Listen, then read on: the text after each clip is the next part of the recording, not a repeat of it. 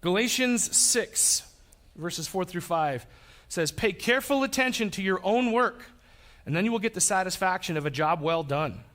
And you won't need to compare yourself to anyone else, for we are each responsible for our own conduct." You know, we're each responsible for our own conduct, not measuring up to somebody else. And if you keep watching your neighbor's yard, your grass is going to die. And I honestly, guys, one of the things that I think really captures this in our culture right now is the comparisons that we feel when it comes to social media.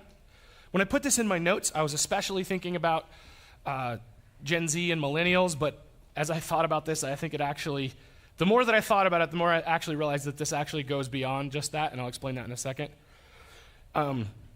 So who's more successful? Who's prettier? Who's more fit? Who's happier? Who's wealthier? Or even who's more of a hot mess? Because we do that too. Like, we're looking at oh, this person's life is so much better, or this person's life is a mess. And we follow, we join those Facebook groups, right? Like the local Facebook groups. I'm not going to say the name. You know what I'm talking about.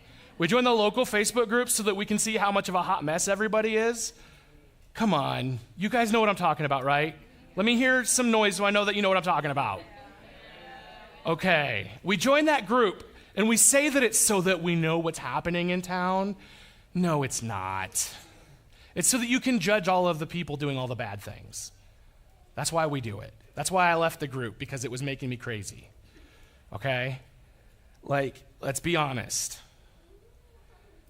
It makes us feel better about ourselves to see people's life be a hot mess.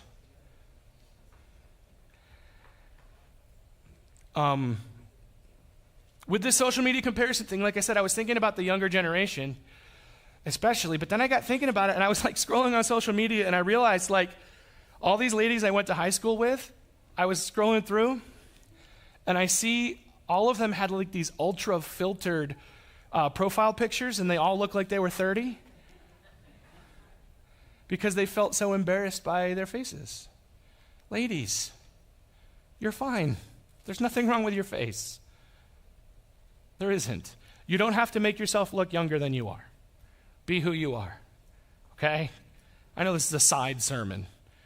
You don't have to represent yourself as something different. There's this pressure that the world is putting on all of us to be something different than we are, to measure up. Because we feel that pressure, that judgment that's on all of us. And then we contribute by putting that pressure on others. What would happen if the people of God flipped the script and started loving and accepting people for who they were? Started praising people for who they were. And said, you know what? You look great today. Started saying, now guys, gentlemen, do not hop. This is not an excuse for you gentlemen to stop hopping in all the ladies' DMs and start saying you look great today. Do not do that, okay? That is not what I'm saying. But I am saying, how about we start accepting people for who they are? How about we start building people up for who they are? How about we start encouraging people? How about we start letting people know that it's okay, that they're broken? How about we stop pushing people away when they make mistakes? How about we say, look, I know you're not perfect, but you're welcome here. Do you think maybe if enough of us did that, we might actually make a dent on the culture? I think we could.